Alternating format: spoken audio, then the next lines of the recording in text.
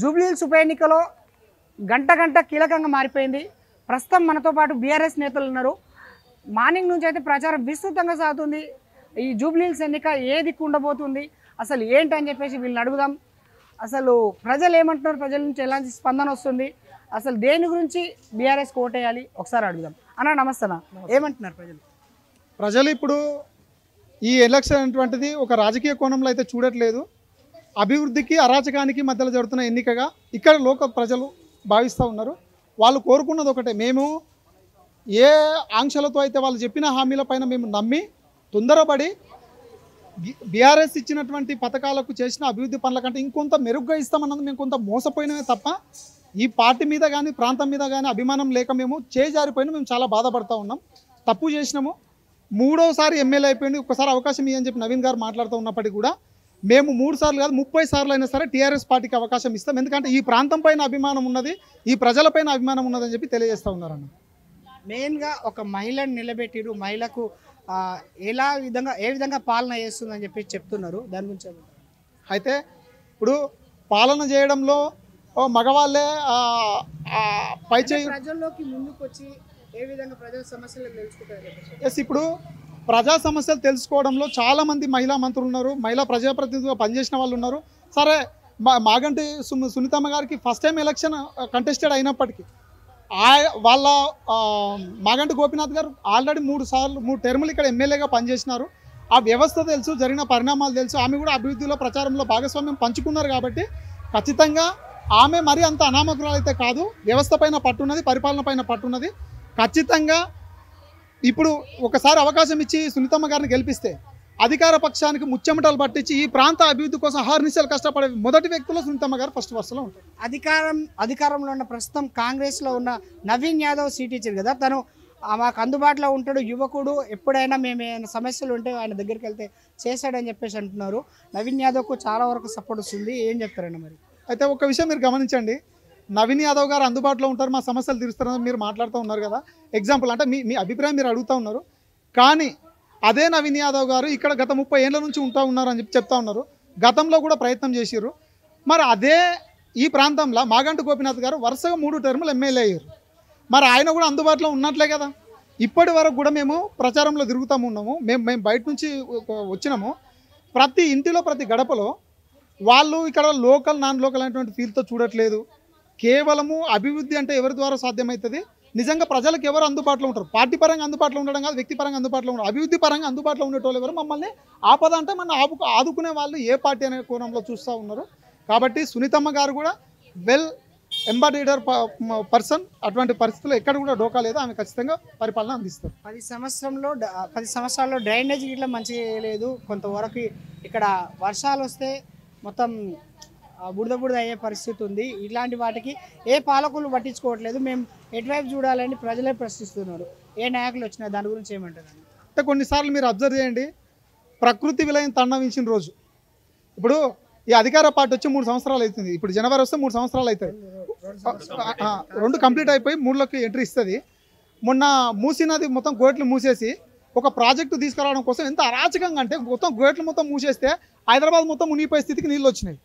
అంటే సరే, అప్పుడు అవకాశం ఉండి కూడా మేము చేసే ప్రయత్నంలో ఫస్ట్ ఆ ప్రాజెక్ట్ ఆలోచన చేస్తే మనము సరే టర్మ్ అయిపోయింది, మీకు అవకాశం వచ్చింది, మరి 3 ఏళ్ల కాలం నుంచి మీరు ఏం చేస్తూ ఉన్నారు? వాస్తవానికి ప్రకృతి విలయతాండం సంభవించిన రోజు 300 ఫీట్ల హైట్ ఉన్నా 30 ఫీట్ల హైట్ ఉన్నా దాన్ని ఎవరమైతే ఆపలేమండి. ఇది ప్రకృతి కొన్నిసార్లు అటు హైట్ ఉంటుంది. కానీ నీకు దాదాపు 90% లోకల్గా వచ్చేటువంటి రోడ్స్ కానీ, కన్స్ట్రక్షన్స్ కానీ, ఐటీ సెక్టార్ కానీ, ఎంప్లాయ్మెంట్ సెక్టార్ కానీ, ప్రైవేట్ సెక్టార్ కానీ అన్నీ కూడా ఆల్మోస్ట్ ఒక 90% కంప్లీట్ చేశారు. మొత్తం అధికారం వచ్చినట్టు నుంచి ఏమీ చేయలేదు అనేది అయితే మాత్రం అబద్ధం. ఈ ప్రాంత ప్రజలు చెప్తున్నారు కదా, మాకు దాదాపు 90% అభివృద్ధి పనులు జరిగినాయి. రోడ్లు కానీ, హెల్త్ కానీ, తర్వాత పబ్లిక్ సర్వీస్ వ్యవస్థ అస్సలు బాగాలేదని చెప్పి చాలా వరకు వీధి లైట్లు లేవు, ఇప్పుడు డ్రైనేజ్ వ్యవస్థ నేను ఏమంటున్నా అంటే, నువ్వు ఎంత చేసినా ఇప్పుడు ప్రాంతం డెవలప్ అవుతూ ఉంది, ఏరియా ఎడ్జ్ అవుతూ ఉన్నది. ఎడ్జ్ అయ్యే కొద్దికల్లా దాన్ని కూడా మనము విస్తరించిపోతూ ఉన్న క్రమంలో కొన్నిసార్లు డైవర్షన్ అనేటువంటి జరుగుతూ ఉంటుంది. అది జరగడానికి మనకు ఆస్కారం టైం తీసుకుంటాం కదా. సరే, ఇప్పుడు ఒక గవర్నమెంట్ అనుకుంటే 3 ఏళ్ళ అవకాశం టైం ఇచ్చారు కదా, మీకు 2.5 ఏళ్ళు దాటుతుంది కదా. మంత్రులందరూ కూర్చొని ఒక గలికోరు ఇప్పుడు ఎలక్షన్కి వస్తే మీరు ఎట్లా కూర్చున్నారో ఓ గల్లీకి ఒక ఎమ్మెల్యే కూర్చొని మొత్తం పనులు చేపిస్తే అయిపోతుంది కదండి. ఎక్కడ చేస్తున్నారండి? ఒక్కటి చూపియండి. వాళ్ళు మంత్రులు కొట్లాటలు తప్ప నా మంత్రి పదవి అంటే నా మంత్రి పదవి అని చెప్పేసి అని, ఈ కబ్జా అంటే ఆ కబ్జా అని, ఈ లొల్లి అంటే ఆ లొల్లి అని తప్ప ప్రజల కోసం ఒకనాడన్నా క్యాబినెట్ పెట్టిర్రా ప్రజల కోసం? ఏ కబ్జా లేదు, అంత డొల్లా. మరి కబ్జా అయితే ఇప్పుడు వాళ్ళ గవర్నమెంట్ అధికారంలో ఉంది కదా, మళ్ళీ ఒక్కళ్ళ మీద కూడా నిరూపణ చేయలేదు. నిందలేసి గవర్నమెంట్ మీద అధికారంలోకి వచ్చారు. మరి మీ పార్టీ అధికారంలో ఉంది కదా, మరి మీరు ఒక్కో కబ్జా ఎందుకు నిరూపణ చేయలేకపోయారు? రోడ్ల అభివృద్ధి ఏం చెప్తారు కదా, ఇప్పటిదాకా రోడ్ల అభివృద్ధిలో వాళ్ళ సొంత లాభం గురించి రోడ్లు వైడ్ చేస్తే మాకు రియల్ ఎస్టేట్ దెబ్బతింటుందని చెప్పేసి ఈరోజు ఒక రోడ్డు ప్రమాదానికి కారణమైంది బీఆర్ఎస్ నాయకులని ఒక బీజేపీ నాయకుడు విమర్శించుడు. ఎట్లా చూస్తారన్నది అయితే ఇప్పుడు రియల్ ఎస్టేట్లో ఒక బీజేపీలే, ఒక బీఆర్ఎస్ఏ కాదు, బీజేపీ ఉంది, కాంగ్రెస్ ఉంది, అన్ని పార్టీల నాయకులు ఉన్నారు, అన్ని పార్టీల నాయకత్వం ఉన్నది. వాళ్ళు ఏదో ఇప్పుడు సెంట్రల్ బడ్జెట్ స్టేట్ బడ్జెట్ అనేట్టు ఉంటుంది. ఇప్పుడు బీజేపీ వాళ్ళు మాట్లాడుతున్నారు. మరి బీజేపీ వాళ్ళు కేంద్రంలో అధికారంలో ఉన్నారు, ఇక్కడ ఇద్దరు కేంద్ర మంత్రులు ఉన్నారు, కిషన్ రెడ్డి గారు ఉన్నారు. మరి మీరు సెంట్రల్ మినిస్టర్ అయినప్పుడు ఈ ప్రాంతం పైన మీకు కూడా అభిమానం ఉంటే మీడియాలో మాట్లాడడం కాదు, పబ్లిక్లోకి వచ్చి మళ్ళీ మీరు కూడా సర్వీస్ ఇవ్వాలి కదా. మీ వాటా కూడా మీరు చూపించి మాట్లాడుతున్న క్రమంలో మీరు కూడా సహాయం చేయాలి కదా. మరి ఏడు ఉన్నది? మీరు చేయరు, చేసిన వాళ్ళ మీద నిందలేస్తారు. చేసిన కాడికి నిజాయితీగా చేసిరు, ఇంకొంత మిగిలిపోయి ఉండే, అది ఈసారి అధికారంలోకి వచ్చి ఉంటే అది కూడా పూర్తి చేసేవాళ్ళం. ఓకేనా? మెయిన్గా చాలా మెజారిటీ ఉన్న మైనారిటీ సీట్లు, మైనారిటీ ఓట్లు ఈ జూబ్లీహిల్స్లో ఉన్నాయి. ఒక దిక్కు కాంగ్రెస్లో అయితే ఎంఐఎం పర్సన్ పోటీ చేయలేదు, ఎంఐఎం కాంగ్రెస్కు మద్దతు ఇస్తుంది. చాలా పార్టీలు ఇట్లా కాంగ్రెస్కు మద్దతు ఇస్తున్నాయి. ఇక్కడ కోదండారాం కొంతమంది మద్దతు ఇస్తున్నారు. ఎంఐఎం ఇట్లా ఇది మైనారిటీ ఓట్లు ఇట్లా ఇటువైపే పడే అవకాశాలు ఉన్నాయి. మీ బీఆర్ఎస్కి ఎన్ని ఓట్లు వచ్చే అవకాశాలు ఉన్నాయి? ఏం జరగబోతుంది? ఇక్కడి మైనార్టీ నమ్మే పరిస్థితి లేదు. ఎందుకంటే అసదుద్దీన్ గారు ఇక్కడ కాంగ్రెస్కి సపోర్ట్ చేస్తున్నారు, బీహార్కి వెళ్ళి కాంగ్రెస్కి అపోజిషన్గా మాట్లాడుతున్నారు. ఆడ మీరు చూస్తున్నారు కదా డైలీ. అక్కడ బీహార్కి వెళ్ళి కాంగ్రెస్కి ఓటు వేయకూడదు, బీజేపీకి ఓటు వేయకూడదు, ఎంఐఎంకి గెలిపించాలని ఆడ అంటున్నారు. ఇక్కడ వచ్చి కాంగ్రెస్కి సపోర్ట్ అంటున్నారు. ఎలా నమ్ముతారు ప్రజలు? మైనార్టీ వాళ్ళు కూడా చాలా అప్డేట్ అయినారు. వాళ్ళు నమ్మే పరిస్థితులు లేరు. 100% కేసీఆర్ కావాలని అనుకుంటున్నారు. వాళ్ళు ఖచ్చితంగా కేసీఆర్ గారికి సపోర్ట్గా ఉంటారు. ఇప్పుడు మంత్రి పదవి కూడా ఇచ్చారు ఎలక్షన్ ముందు. అద్భుతంగా క్రికెట్ పరంగా అజరుద్దీన్ గారికి అద్భుతంగా నాలెడ్జ్ ఉండొచ్చు, కానీ తెలంగాణ రాష్ట్రంలో అతనికి పట్టు లేదని మేము అనుకుంటా ఉన్నాం. అంటే ఒక మంత్రి పదవి ఇస్తే తను మెయింటైన్ చేయగలడు అనే శక్తి అతనికి లేదేమో అని మేము అనుకుంటున్నాం. ఓకే, ఎట్లా ఏ విధంగా ఉండబోతుంది ఫైనల్ కోరు?